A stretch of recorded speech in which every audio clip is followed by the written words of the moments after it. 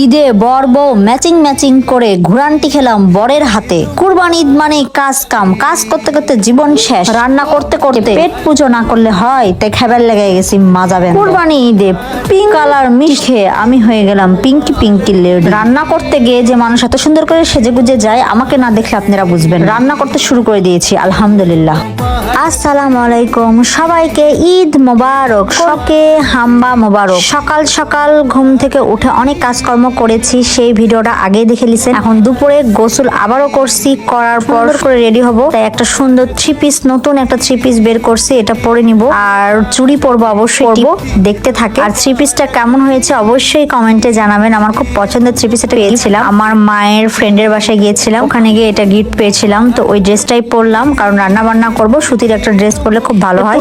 পারফিউমও দিয়ে নিচ্ছি, সুন্দর একটা স্মেল বের হয়। আর গোসল টোসল করে এখন আমি বেরিয়ে পড়বো রান্না করতে। আমাকে লাল টুকটুকে না কালো টুকটুকে কিরকম বউ লাগছে কমেন্টে জানানোর। অনেক বড় চুড়ি পরে রান্না বান্না করবো। আর টিপ পরেছিলাম, তো যাই হোক ফিল্টারে দেখাই যাচ্ছে না এটা, কিন্তু আমাকে কেমন লাগছে অবশ্যই কমেন্টে জানান। আর সবার কেমন কাটছে বলেন তো। এটা ঈদের দিন দুপুর থেকে আমার স্টার্ট হলো এই ব্লগটা। আর সকালের তো অনেক ব্যস্ততার মধ্যে ব্লগ আপনাদেরকে অলরেডি আপলোড করে দিয়েছি, চাঁদ রাতের ব্লগ আপলোড করে দিয়েছি। জামাইকে সুন্দর করে পাঞ্জাবি পরিয়ে দিলাম, আমিও সুন্দর একটা ড্রেস পরে নিয়েছি। দুইজনে কেমন যেন ফরচুনেটলি সুন্দর একটা ম্যাচিং ম্যাচিং হয়ে গেছে কেমন করে যেন। যাই হোক কেমন লাগছে দুইজনকে কমেন্টে জানা। এখন বরের কাছে আদায় করব সালামি, কারণ সকালে অনেক ব্যস্ত ছিলাম, সালামি আদায় করতে পারিনি নামাজ পড়ে। এখন গোসল টোসল করে এখন বরকে বলেছে আমাকে সালামি দাও। সে দেখেন আমার সাথে ঢং করছে, সালামি দিবে না। আর আমি তো সালামি না নিয়ে ছাড়বই না। 10 বছর প্রায় হয়ে গেছে, 10 বছর ধরে ওর কাছে সালামি নিতেছি প্রতি বছরই। এবার তো আর মিস করবোই না। সে টাকা কত কাহিনী করে বের করছে, মা দেখেন ছেলে মেয়েকে দিচ্ছে আমাকে দিচ্ছে না। এদিকে তো আমি একদম খেপে গেছি, আমাকে না দিলে আমি ছাড়ছি না ভাই। যাই হোক অনেক কষ্টে তার টাকাটা বের হয়ে সালাম দিয়ে তার কাছে সালামি নিয়েছি।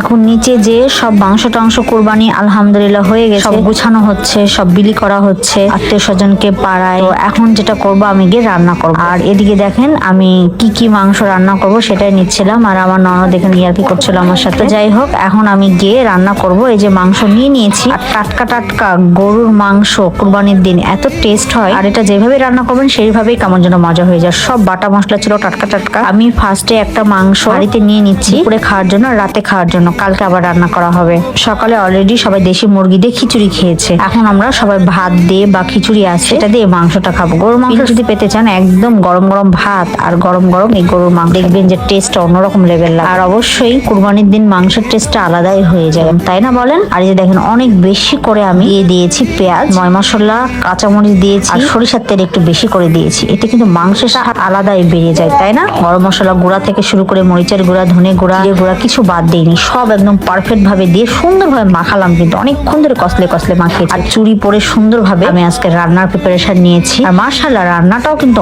অনেক ছিল গাইস, সবাই অনেক প্রশংসা করেছে। পরের দিন অন্য মাংস রান্না করা হয়েছিল, মানে এই মাংসটাই মানে আলাদাভাবে আবার রান্না করা হয়েছে, কিন্তু এই ঈদের দিনের মাংস সবাই খেতে চাচ্ছিল। তো যাই হোক আমার ননদ এদিকে কলিজার ভুনা রান্না করেছে, সেটা দিয়ে আমি খিচুড়ি খাওয়া অলরেডি শুরু করে দিয়েছি, কারণ রান্না করতে করতে ক্ষুধা লেগে গেছে। আবার দেখেন আমি মাংস দিয়ে খেয়েছি, মাংস হওয়ার পরে তারপরে আবার মিষ্টি খাচ্ছি, পিঙ্ক কালার মিষ্টি আমার দেবর এনেছে, দই খেলাম আলহামদুলিল্লাহ। ঈদের দিন দুপুরে এভাবে খাওয়া দাওয়া করতে, রান্না বান্না করতে কেটে গেছে, সাজুগুজু করতে। দেন কোথায় কোথায় ঘুরতে গেলাম, কি করলাম পরের ব্লগে থাকছে। আর আপনাদের সকলকে ঈদ মুবারক।